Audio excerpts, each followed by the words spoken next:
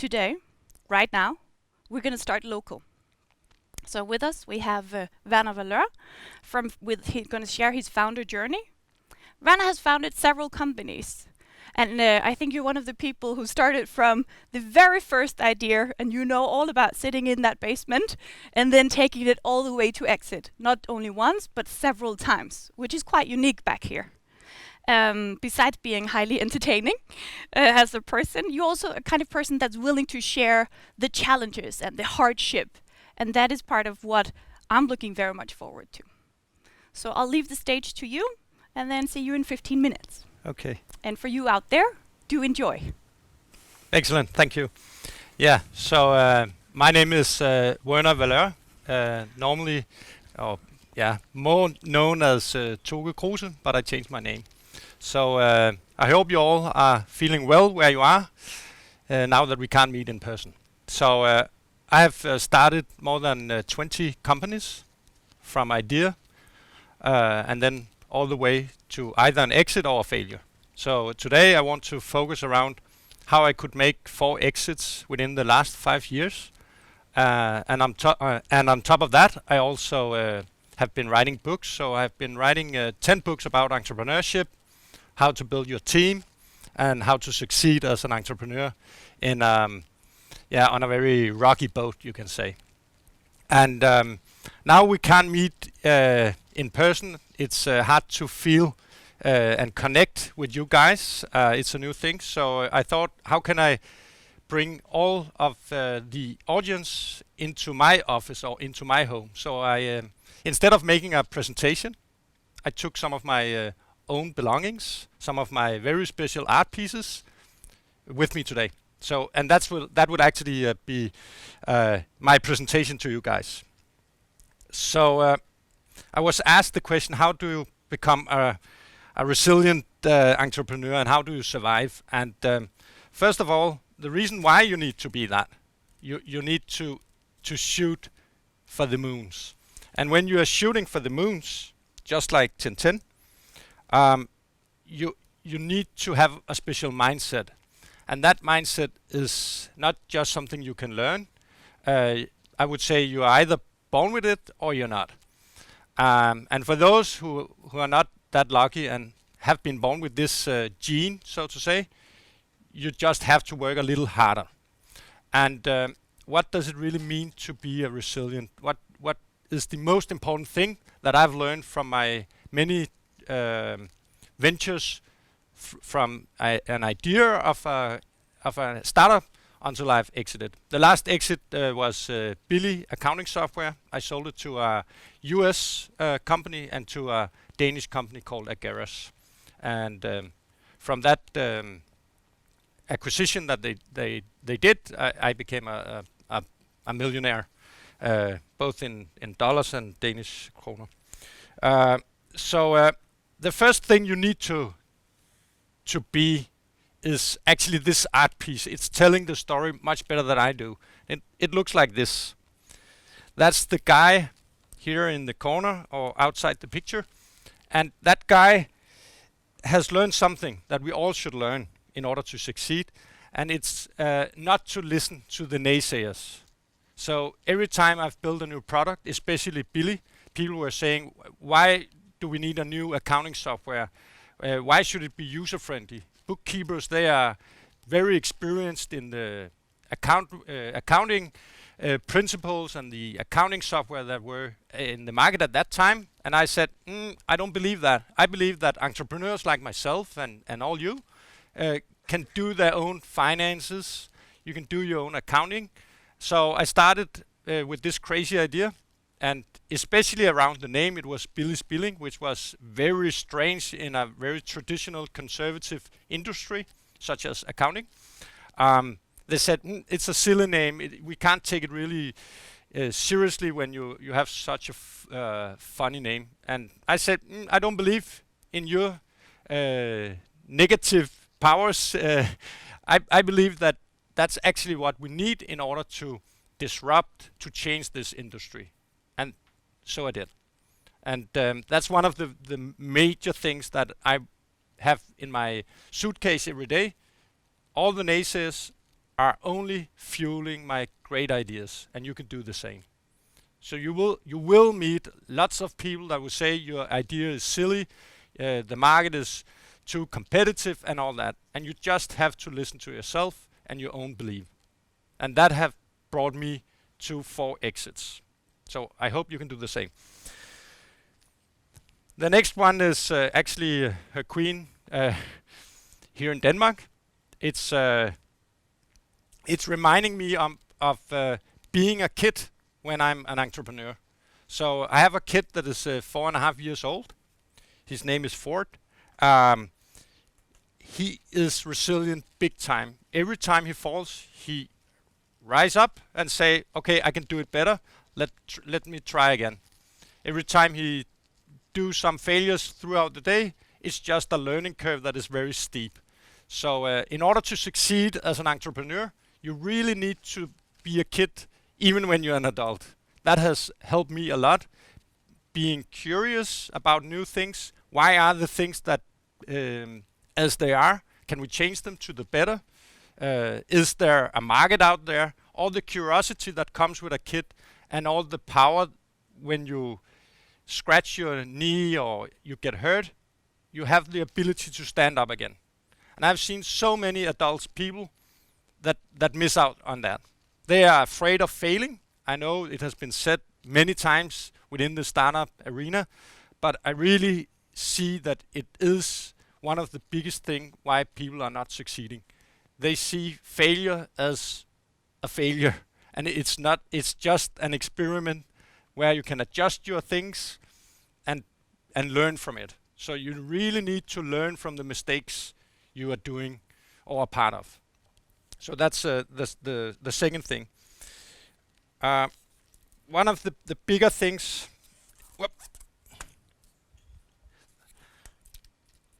Of course, you need superpowers when you are an entrepreneur. And I have always been inspired by Marvels and DC Comics, because you can always find a person that is not that cool, and they can show their special talent, their special powers, and that has brought me to many of the exits that I've been a part of.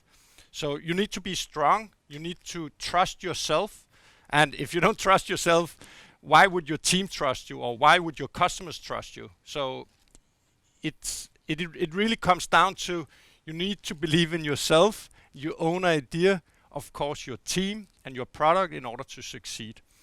And I also see into the future that the people that can adapt to being more, it didn't really go the way we assumed, and can get over it very quickly, are the ones that will survive. So you need to be adaptive as a person, as a team, as a product, how you build your product. It needs to be agile in future. 1 year before I exited Billy, I said to my CEO, Jonas Midtgaard, we should sell within a year, because it won't take long before the next financial crisis will hit us. And he said, I actually agree, it is a risk, because now it has taken us 10 years to build this company, and why not a new financial crisis could shut down the company or mess up the whole plan that we had by selling Billy at the highest price. We sold the company last summer, and this year the corona came out of the blue. Not that I predicted the corona crisis, but I predicted that there would come a change that would impact all people, and that's a part of the new daily life. That's just the new normal, and the people that are willing to adapt quickly can make money in the future. I have this really nice study that shows, if you go back 30, 50 years back, the average time of a company was around 30 to 50 years. That meant you started a company and you would have a well-functioning company for 30 to 50 years. Today, that number is around 15 years, and it's getting lower every day. So that means you really have to be adaptive. You have to innovate your company in order to stay resilient, in order to become successful. one of the last points that I have, I hope you will take into account in order to become more successful, is what is success for me? Because sometimes there's a notion saying if you are an entrepreneur and you want to be successful, it means you want to make an exit. But that's not the important part of being an entrepreneur or be a part of a startup. It's not the end goal that is important. It is the journey. It is to build things that you find either fun or it has a purpose in it instead of just the money. Of course, it's easier to communicate you have made an exit because it means for most people lots of money and you can buy what you want.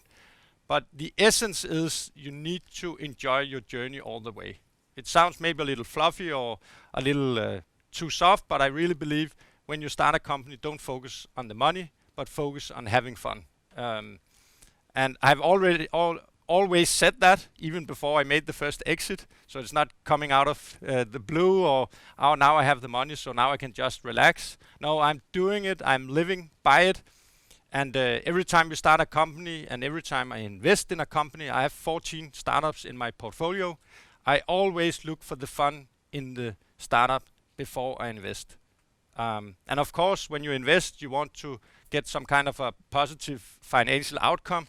But the journey again is important for me. It's important for me to share my knowledge with the startups that I am building together with really great founders, that they have fun, because then I also will have fun. And that brings me to the next part. I've been building brand new ventures, and that's like a startup hub where we take in new pitches every day and we look at them and maybe we'll either invest them with money or with our know-how. So that's all what I have for today, and I hope you are enjoying your TechBBQ at home and you can smell the barbecue from our gardens here in Copenhagen.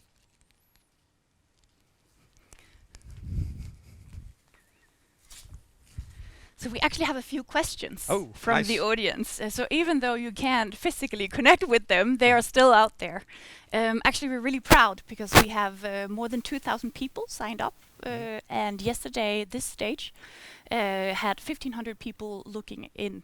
So there is actually a lot of people out there. Perfect. I loved your pictures. Thank you. Cool.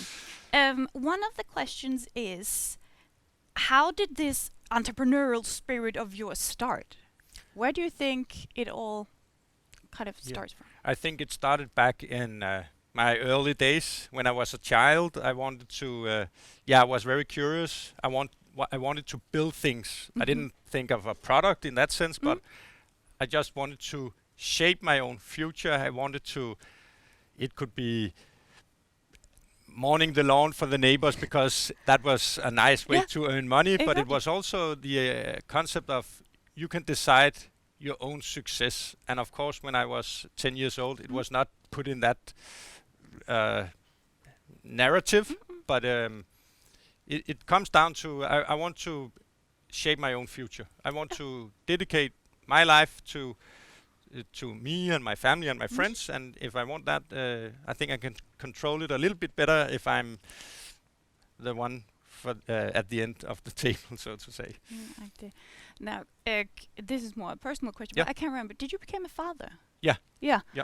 So, is there anything from a raising your child point of view where you're thinking, I will do that again, or like I will copy that from my own childhood, or what is your take on that?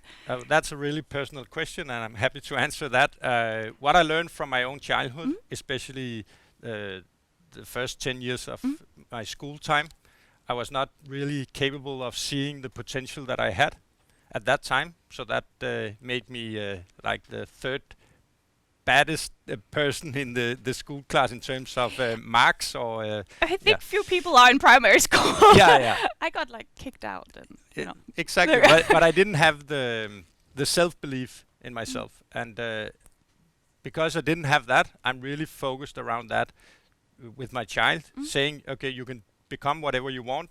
Everything you do is something you are good at if you do it enough, but you have to train. You have to practice. So I spent lots of time explaining that when you do something, you can't expect to be the best from the beginning. But if you keep doing things enough times, you will improve over time. And then I'm very focused around, don't try to become better at things you're not good at all. And that's probably more relevant when you become adult. Yeah.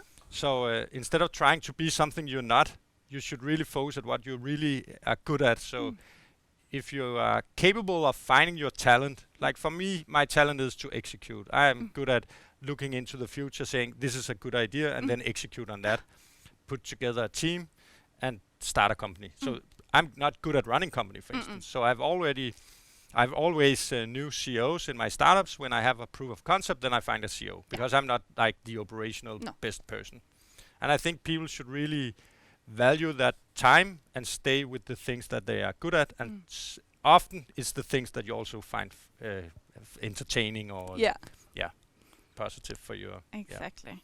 Let me just see if we have time for one more question. Yes. So here's a startup who's also in the midst of an exit process. Do you have any good piece of advice? Yeah, sure. Depending on the exit price, I would definitely team up with professional MA people. Yeah.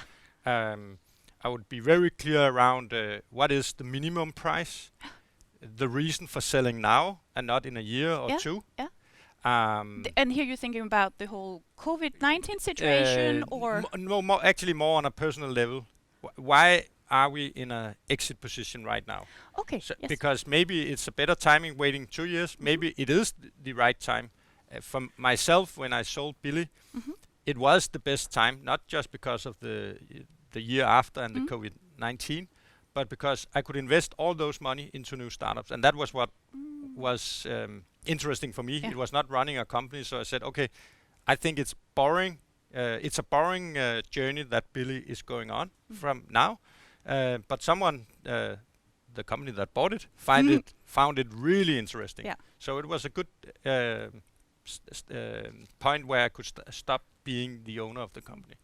And I guess brand new ventures is really also the next step when it comes to reinvesting, also for you in your career, right? Yeah. So we go in very early in a new startup, or we even found our own startups, and we have the team to execute on all the most important things when you start a company.